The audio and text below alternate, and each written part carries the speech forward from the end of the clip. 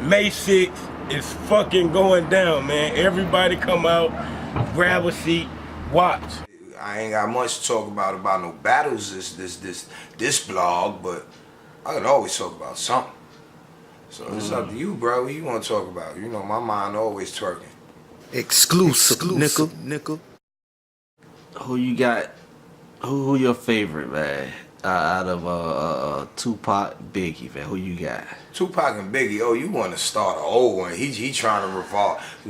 He trying to revive some 2-3 hour type battle segments. I'm gonna keep all the jokes aside though. You ask me who I go with, Biggie and Tupac, and for me to be a Brooklyn dude, this is actually a touchy topic you got on, Matt, because folk get mad at me, man. I almost came to blows off this topic before. I'm more of a Pac fan. Damn. You know, for me to be a Brooklyn dude, I actually went to high school with Biggie. I went to high school with Biggie, Jay-Z, and Buster. Well, I never been a dick rider or nothing like that. You know, no offense to Big, because he one of the best to do it. But I do honestly feel he was more or less in the right spot at the right time, more than the nicest dude to ever touch the mic, so Brooklyn embraced him. You know, I think he was in the right spot at the right time, so he got a chance to expose something that people didn't know Brooklyn was doing. So yeah, he represented Brooklyn, but he wasn't like the only dude out there doing it.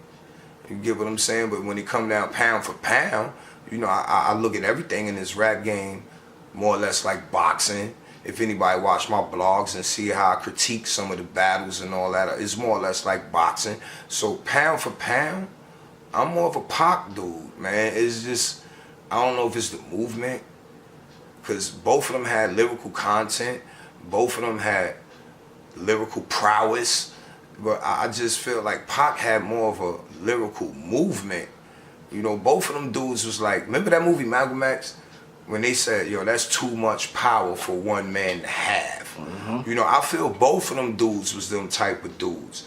But when it come to Pac, he had the masses behind him in a way where it's like it wasn't even West Coast, East Coast, and none of that, which it shouldn't have been in the first place anyway. But it didn't come to coast. Pac was more just universal. You know, his whole demeanor, his whole flow, his whole way of going about what he stood for, his movement. To me, it was just a little more than Big, even though there was two dudes doing the same thing. It was, but just from different angles. It was like Martin Luther King and Malcolm X, you know. But call me a Malcolm X dude. You know, so I'm more of a Pac dude without making it any beef, because I don't want no disrespect to Big, and I'm definitely a Brooklyn dude, so I don't want dudes seeing me in the hood and like, you're right, what you mean by that?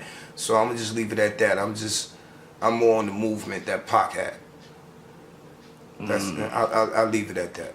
I'll leave it at that. Before I stretch that out and this joint become a 2-hour segment, I'm gonna just leave it at that. The movement that Pac had, it was just something I never seen, not in hip hop at that time. So I'm a ride with Pac. I mean, what else you want to talk about? I mean, I gotta ask this, you know.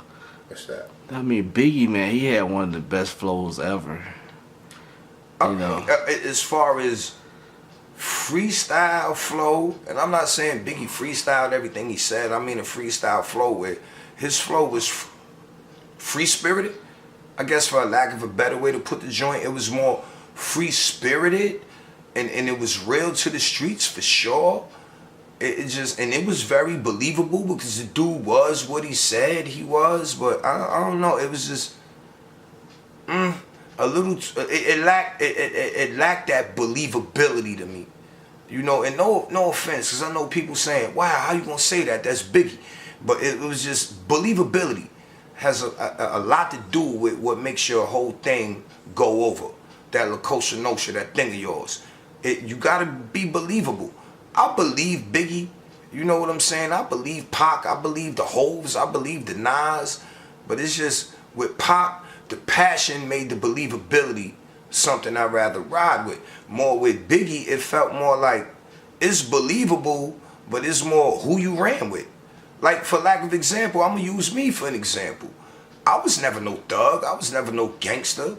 I was never no criminal or nothing like that. It's coming up in the hood, you get caught up in joints. But I ran with dudes who was those type of dudes. Those were some of my closest friends. Some dudes I honored and things of that nature. So you could kind of spit your flows vicariously through the things you've been around. That don't mean it's necessarily what you did or what you've been through.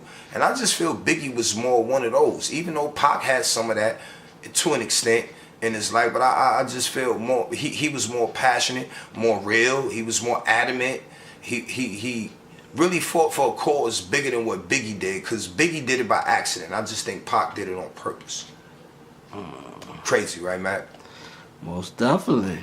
Everybody got an opinion. It's just my thoughts, though, man. I got personal. Biggie. I got Biggie. Oh, well, I ain't mad. It's arguably one of the biggest debates you can ever have in life. So I understand. I understand. But it's just my thoughts. Never personal. Exclusive, nickel.